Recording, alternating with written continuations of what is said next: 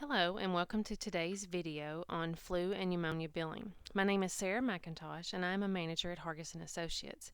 At Hargis & Associates, we specialize and provide skilled nursing facilities with financial solutions. For a detailed listing of our services, please visit our website at www.hargisandassociates.com and click on the Services tab. In today's video, I'm going to give a quick guide to the billing for flu and pneumonia vaccines for skilled nursing facilities. I will discuss areas that skilled nursing facilities need to be aware of in order to receive the most reimbursement possible for their vaccine billing. Often the billing for flu and pneumonia vaccines is overlooked, and this is due to minimal reimbursement in a skilled nursing facility.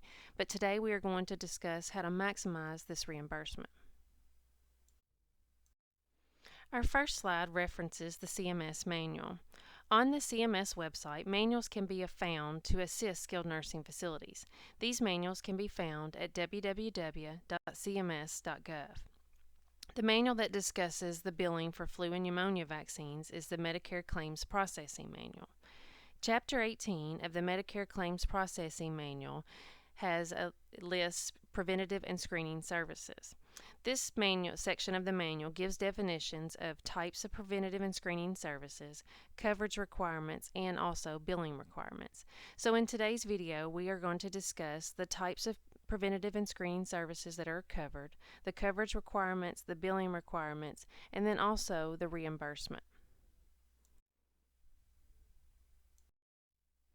Our next slide gives the listing of what Medicare covers, and this slide lists the three vaccinations that are covered in a skilled nursing facility: flu, pneumonia, and hepatitis B. A summary of the vaccination that Medicare covers is in Section 10 of the manual. The first vaccination that is listed, and the most common, is for flu.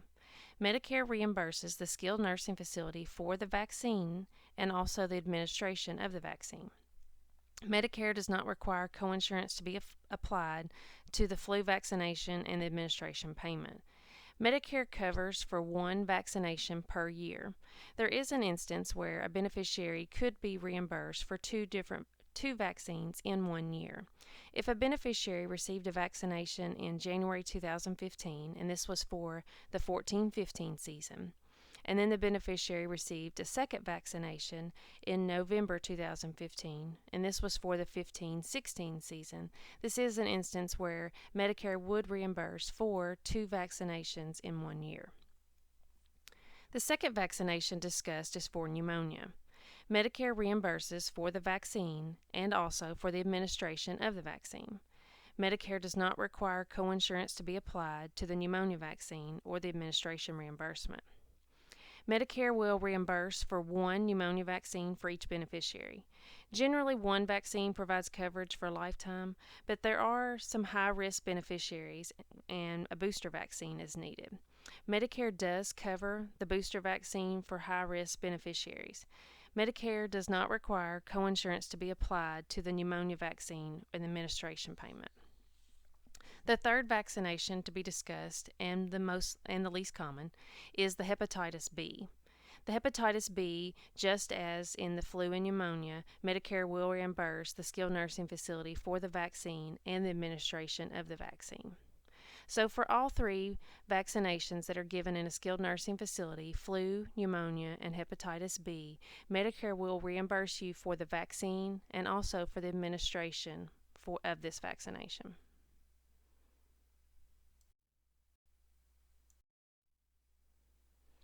As I just mentioned, Medicare reimburses a skilled nursing facility for the administration of a vaccine and also the actual vaccine. The administration is reimbursed on a fee schedule basis. Every year, CMS announces the fee schedule that is set for the administration of the vaccinations. CMS also announces the fee schedule for the vaccine. For skilled nursing facilities, this is where the difference in reimbursement falls. The vaccine for a skilled nursing facility is reimbursed on a percentage basis.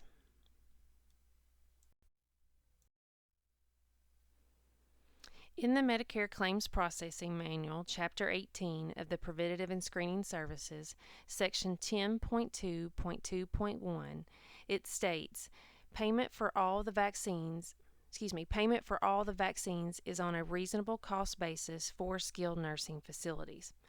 So there's a fee screen that is set for the vaccine by CMS, but Medicare is going to reimburse a skilled nursing facility on a reasonable cost basis. The reasonable cost basis percentage is pulled from the most recently filed Medicare cost report.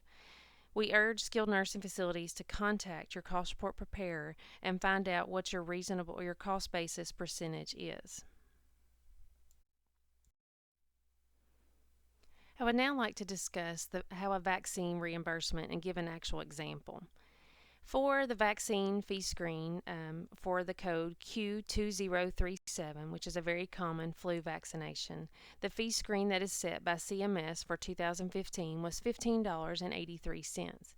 Most skilled nursing facilities will just round up and to set their charge. So this skilled nursing facility in our example is charging $20.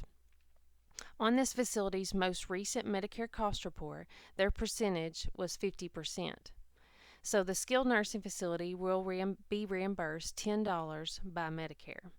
And the reason this is, the skilled nursing facility billed $20. The percentage that Medicare has is 50%, so therefore the skilled nursing facility was only reimbursed $10.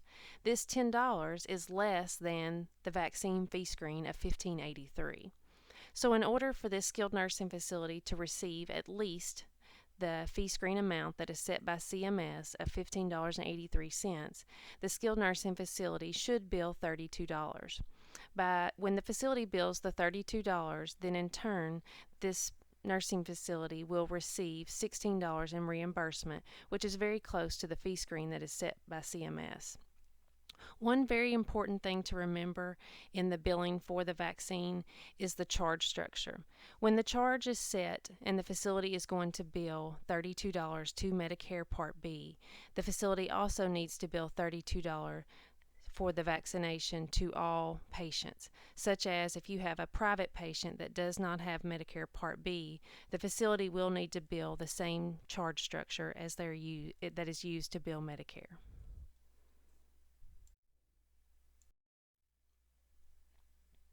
Our next slide references a really good article that CMS published in December 2014. In this article, it lists out the administration and diagnosis codes, vaccine codes and their descriptions, and then the frequency of the administration. I do want to draw your attention to your far left column where it gives administration and diagnosis codes. The diagnosis code that is listed for in this section is V04.81. I do just want to state that this is an ICD-9 code.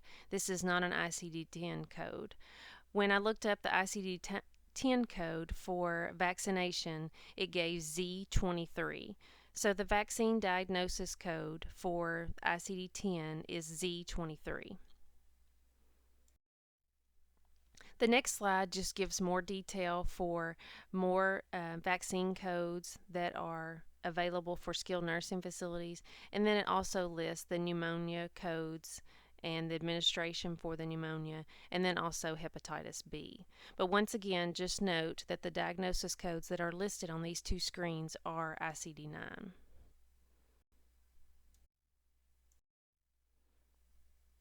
Now to discuss the billing of the vaccinations. In the Medicare Claims Processing Manual, Chapter 18, Section 10.3, they reference a very quick and convenient way to bill for vaccinations, and this is the roster billing. For roster billing, you have to be billing for the same type of vaccination. You have to be billing for 5 or more patients, and they all have to be given on the same date of service.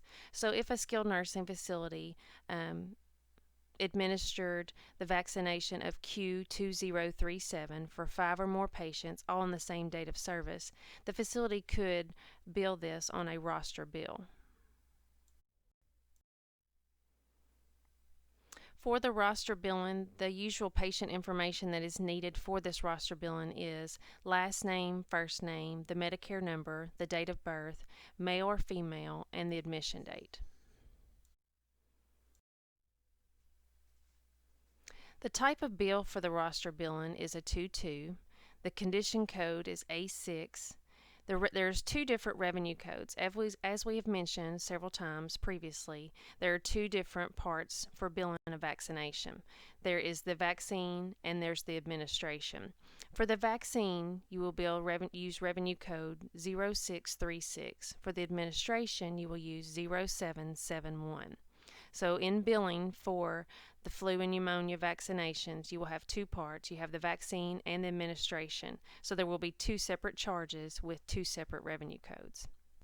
You will also need your HCPC code and then a release of information of yes or no, just whether obviously the patient's released information to you to be able to bill, and then the diagnosis code, which we mentioned earlier, for the ICD-10, that is Z23.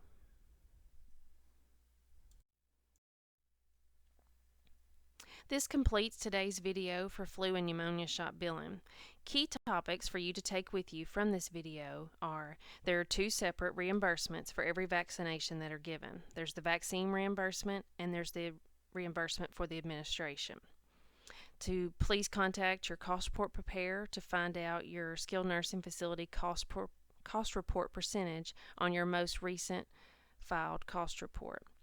This is so you can receive the maximum reimbursement for your flu and pneumonia shot billing. You need to contact your pharmacy and find out which vaccine your facility is administering so you know which vaccination code to use.